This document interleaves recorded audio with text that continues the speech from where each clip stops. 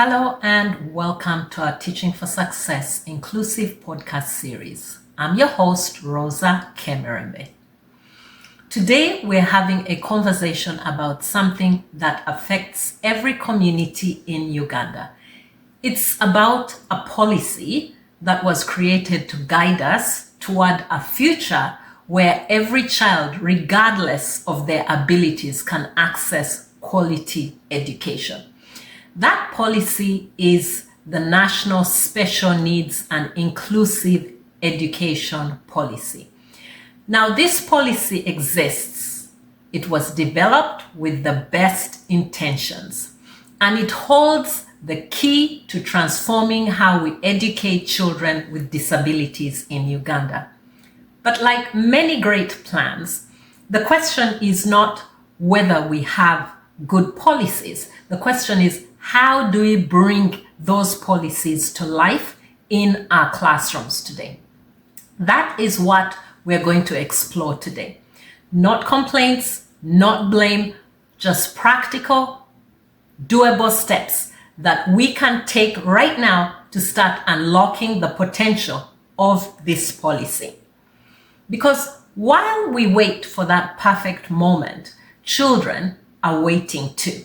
And they cannot afford to wait any longer for us to make that draft perfect. Let's get into it. Before we talk solutions, let us understand why this is so important. And I want to share some numbers that will help us see the opportunity that we have as a country. According to the Uganda Bureau of Statistics 2024 census, there are 1.7 million children with disabilities in Uganda aged 2 to 17.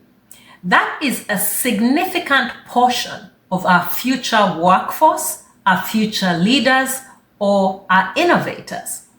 But here is the challenge.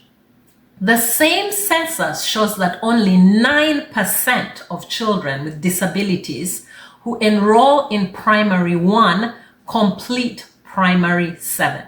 9%, not 9% of children, but 9% of those who are disabled or have disabilities actually complete primary 7. Only 6% complete senior 6 of those who have completed primary 7. Now, think about what that means. It means we are losing potential. Bright minds, creative thinkers, future doctors, teachers, engineers, and entrepreneurs. Yeah, some of you might be thinking, no. But yes, why not? Why do we automatically think that people with disabilities are not capable of contributing to our nation in those areas? Not because these children cannot learn, they can learn, but because our educational system has not yet fully opened its doors to children with disabilities. No, it hasn't. There are so many children with disabilities who are seated at home because they can't fit in our classrooms, because our classrooms weren't made for them. We need to begin making classrooms to fit these children with disabilities. What's the good news?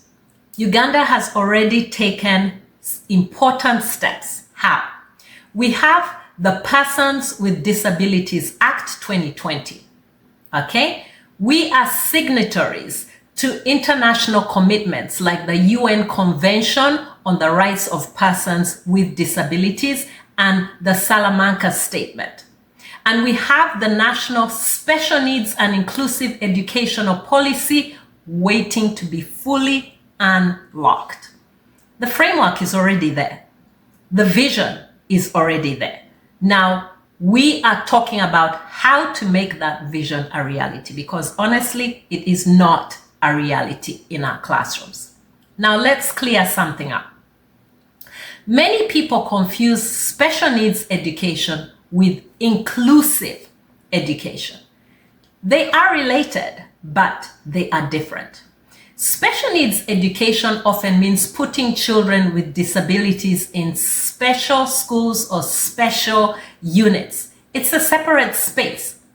Inclusive education is different. It says you belong in the same classroom as your peers and will make sure that you have the support that you need to succeed there. Now, this is a problem, not just for Uganda. This is a problem with many schools in North America, in Europe, in Africa, in Asia. It's a huge problem. Here is something powerful as well to remember, that according to UNICEF, effective teaching for children with disabilities is the same as effective teaching for all children. It is about better teaching methods, not completely different ones. We use the same, but we improve them.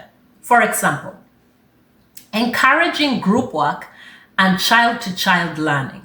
When a teacher asks a question and gives children a chance to discuss the answer in pairs before responding, every child participates. This is called student-centered learning. We've heard it over and over again, but are we practicing it? No.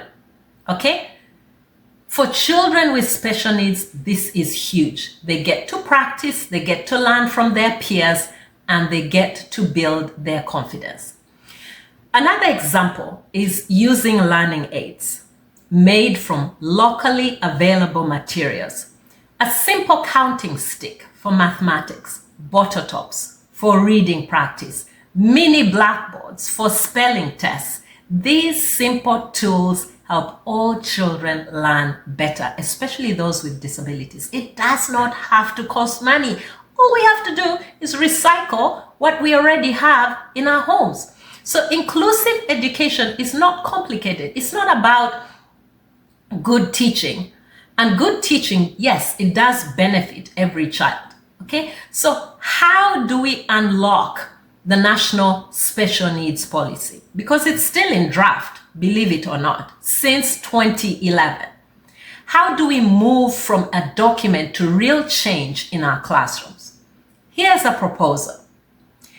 A simple, practical plan that we can start today.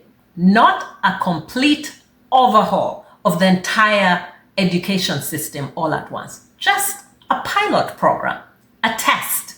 Something we can try, learn from, and improve. And then we can expand it to other schools. Let me walk you through the steps. The Ministry of Education can select just one district, not all districts. Let's start small. Just one district to be the pilot for a simple, inclusive education program. This is not a new idea. Organizations like UNICEF and VSO are already doing similar work in Karamoja through the A+ program, reaching thousands of pupils, training teachers in inclusive methodologies. So we know that this model already works. Now, we are talking about expanding the model past Karamoja. This is essential. You cannot ask teachers to implement new approaches without giving them the tools to do so. Okay? Teachers are our front-line workers in education. They are the ones in the classroom every day working with our children. And the training does not need to be complicated. Short, practical workshops that show teachers what to do. How to support a child who is hard of hearing. How to support a child with a visual impairment. How to support a child with a physical disability. How to support neurodivergent children. How to use simple, locally available materials to make lessons accessible for all children, not just some. When teachers are equipped, they are empowered. And when teachers are empowered, guess what? Who succeeds? Children succeed. This is simpler than it sounds. Put in ramps, make toilets accessible. Many schools have ramps, but how many schools have accessible washrooms?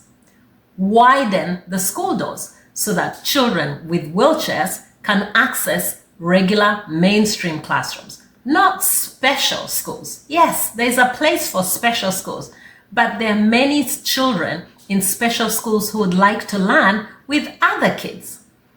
These are not expensive changes to make, but they make a world of difference. The government already has developed infrastructure, accessibility standards. We just need schools to follow them. When the pilot program starts, let's monitor it. We ask teachers, what is working, what isn't working? Not just come up with a program and train teachers for one day and then say, off you go, go and try. We don't go back to them and ask them for feedback. Feedback is essential. Ask them what is working, what is not working. Ask parents, what changes are you seeing in your children? Is it making a difference for your children? We ask children, how do you feel in your classroom? Are you learning better?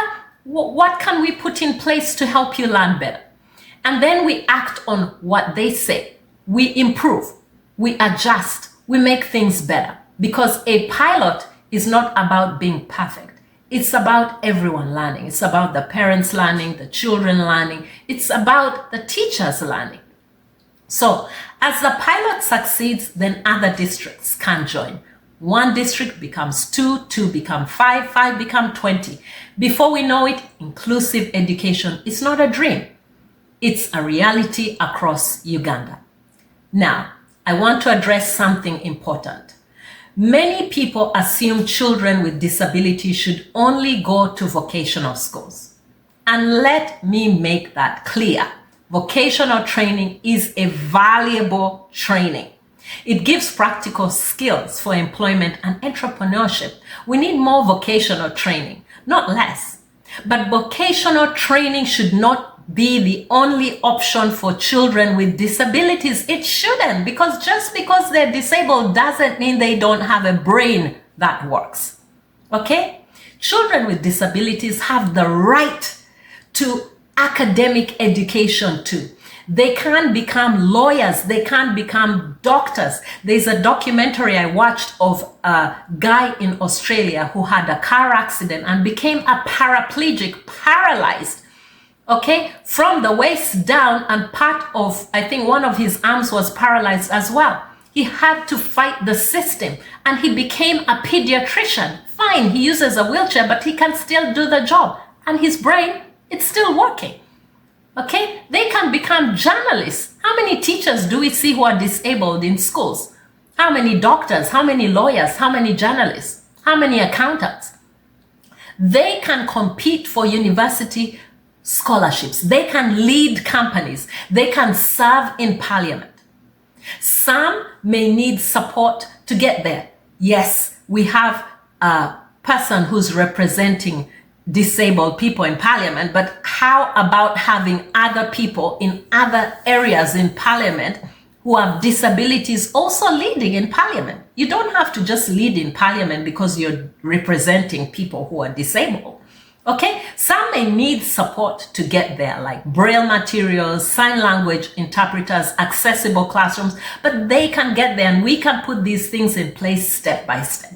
And when we do, we create and we contribute to our country's development in ways we cannot even imagine. Including children with disabilities in mainstream schools is more than just providing them with an education. It's about dignity. It's about feeling they belong and not just scurrying them over to special schools, which are important, which do have a place, but not for all disabled students. Okay? It's about showing them and showing our communities that every child is valuable. Every child can contribute to our nation, to our economy. Every child has potential. Every child deserves a better chance. So, here is my invitation to the Ministry of Education. Honorable new acting Minister of Education, this is for you. To district leaders, to head teachers, to parents, to all of us. Let us unlock the potential of Uganda's national special needs and inclusive education policy. Let us start with a pilot program in one district. Let us train our teachers before we expect them to change and to change the system. Let us monitor, let us learn together and improve. And as we succeed, let us expand across the country. Let this not be about perfection. This is about progress, step by step. It's about starting where we are with what we have and then moving forward together.